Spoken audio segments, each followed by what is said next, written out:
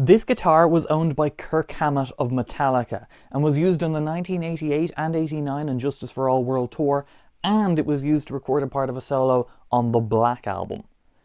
Pretty cool.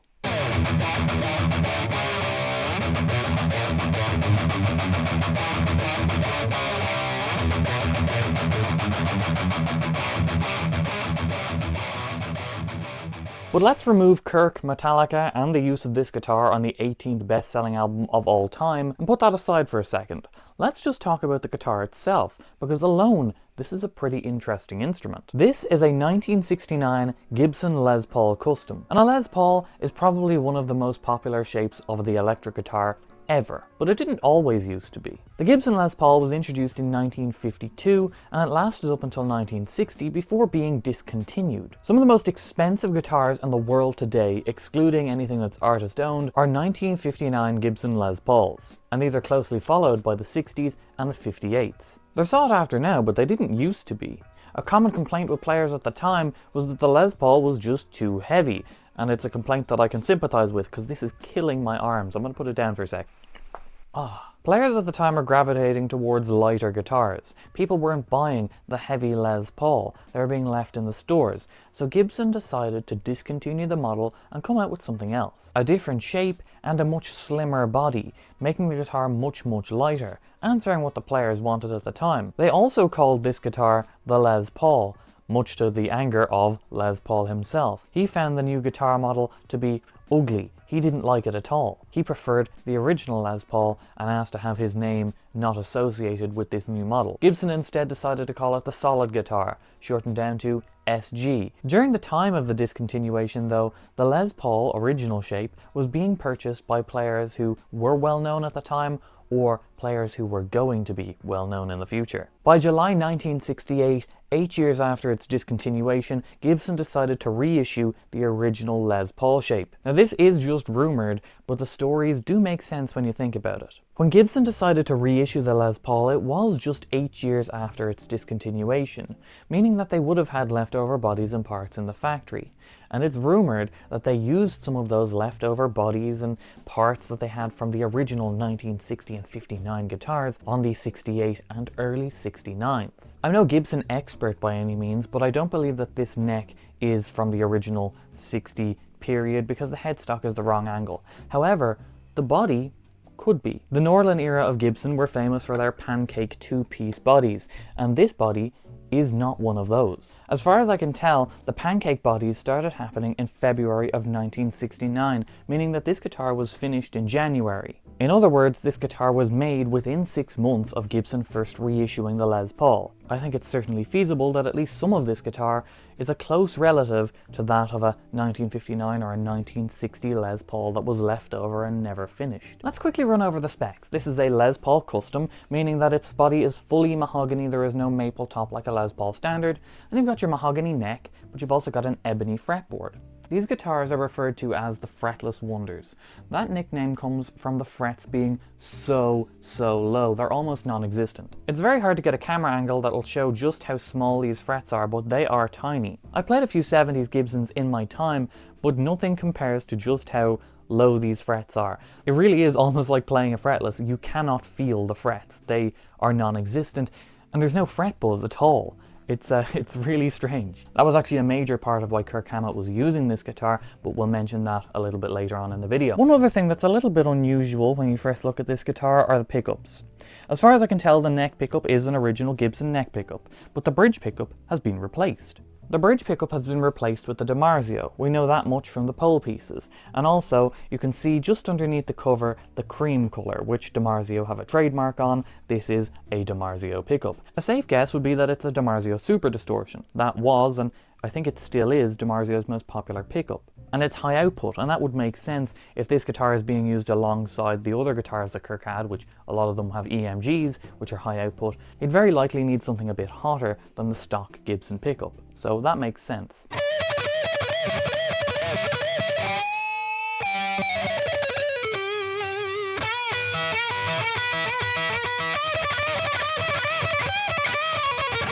One other thing that's kind of interesting is that the pickup is in the guitar the right way, but the pickup cover has been put in upside down. This guitar is a good example of how a vintage guitar ages. This guitar has been heavily played.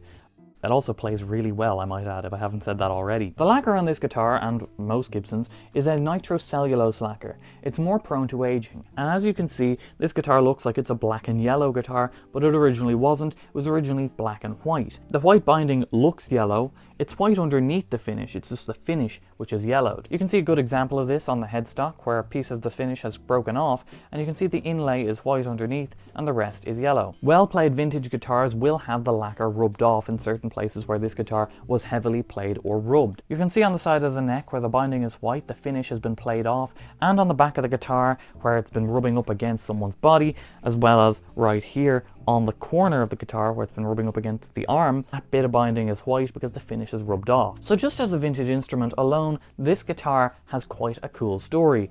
But as you can tell from the title of this video, the story gets quite a lot cooler. This guitar was owned by someone very special, and it was used on some very special pieces of music.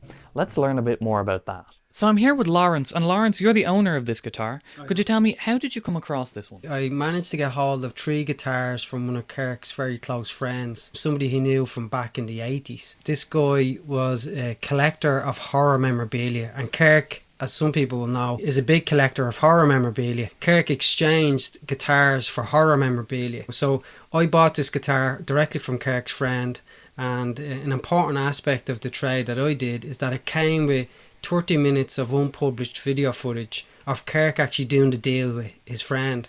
So in the video you see all the horror memorabilia spread out on the guy's home floor, while Kirk is sitting by the side kind of chatting with the guy, and then he picks up the black Gibson Les Paul, plugs it in, and you can even see the autograph on the guitar, you know, so it's the same guitar. And then he starts playing various different Metallica songs, and this was before the release of the Black Album. And this footage is unpublished, and it's going to stay unpublished because that is part of the intrinsic value of the guitar. That's something it is, yeah, correct. Like the video footage that came with this, as you said, it's unpublished, and it needs to, in order to maintain its value, it needs to stay unpublished, at least until I sell it. So whoever buys it next, they're welcome to publish the footage.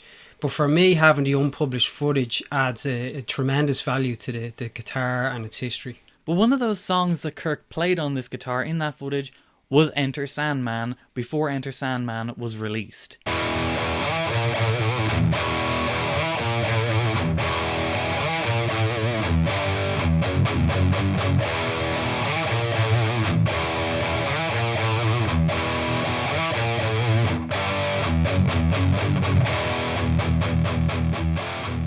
Yeah, so this guitar, the Gibson Les Paul, was used on one of the biggest selling albums of all time, Metallica's iconic Black Album. And it was used to record on a particular song. What song was that? It's a song called The God That Failed. And in the unpublished video, Kirk describes how he used this guitar. He used it on a specific part. I'm going to play that part now.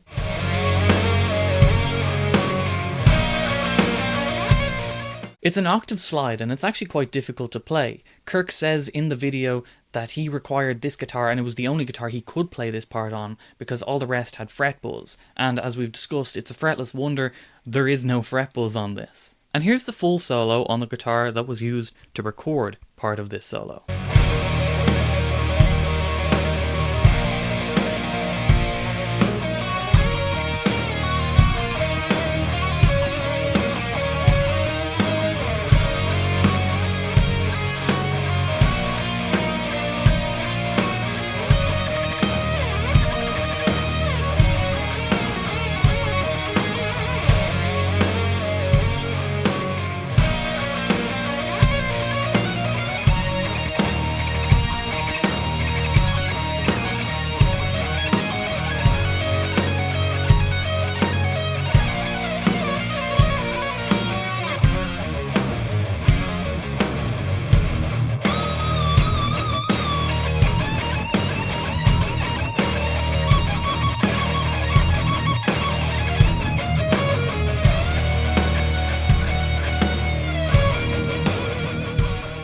Lawrence, this guitar is the real deal. And you've got things that prove this. Yeah. So on my YouTube channel, I'm always banging on about provenance and authenticity. So like a key thing is provenance. That determines the value to a certain extent. So the provenance is that it was used by Kirk to record The God That Failed on the Black Album. But when it comes to authenticity, it comes with a signed certificate of authenticity from Kirk Hammett from late in 1990. And it also comes with that unpublished video footage of Kirk using the guitar and explaining what he used it for during the recording of the Black Album. So that's like, that ticks all the boxes. Like, you can't get any better provenance and history than what comes with this guitar. This guitar wasn't just used on the Black Album either. This was also used on a tour. Yeah, that's right. It was actually used on tour for the Justice for All World Tour, 1988 to 1989. That means that there is a potential that this guitar was used to play my favourite Metallica song.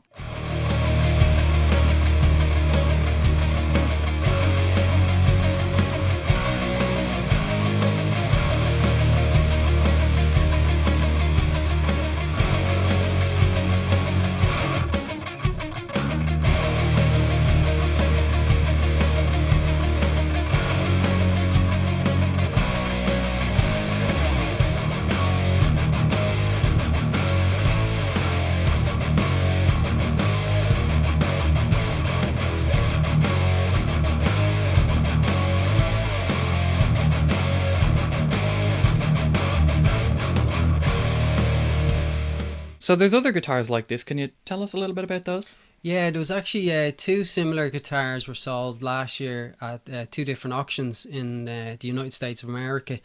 One of them was a guitar that Kirk used in a video called One, and that guitar sold for $125,000.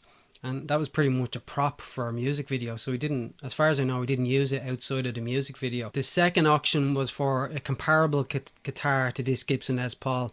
And the reason it's comparable is because this other guitar that was sold in a New York auction was also used during the recording of the Black Album. That guitar sold for around $285,000. And it's not just signed by Kirk, is it? There's also another signature. Who's that from? Yeah, it's actually signed by Les Paul. It's kind of a shaky looking signature, but Les Paul would have been quite old when he signed it. The story goes, the Kirk's friend had got the guitar off Kirk. Kirk signed the guitar, and then years later he had the opportunity to meet Les Paul, so he brought the guitar along and got Les Paul to sign the guitar. It also comes with a strap, which you can see pictured on screen now. It's on the guitar, and a barcode. What's that barcode? I've dealt with a couple of Kirk's guitars, and all of them usually come with a barcode, a Metallica barcode, and it's from their headquarters where they store all their guitars and instruments, and they must use a barcoding system. This is an internal Metallica barcoding system that they use. Something to keep track of all the instruments. Yeah, because like I imagine Kirk would own probably like over 1,000 guitars, so you can see the necessity to have a barcoding system. I have my own personal collection, and then I own a company that I acquire pieces to sell on, and this will be one of those pieces. So this isn't from my personal collection, as much as I do love the guitar. This is something that my company will sell on, you know, to a collector in the future. So that's the video on Kirk Hammett's very own, toured and used to record on the Black Album, 1969 Gibson Les Paul Custom. Thank you for watching, and make sure to like the video and subscribe, and I'll see you next time. Bye bye.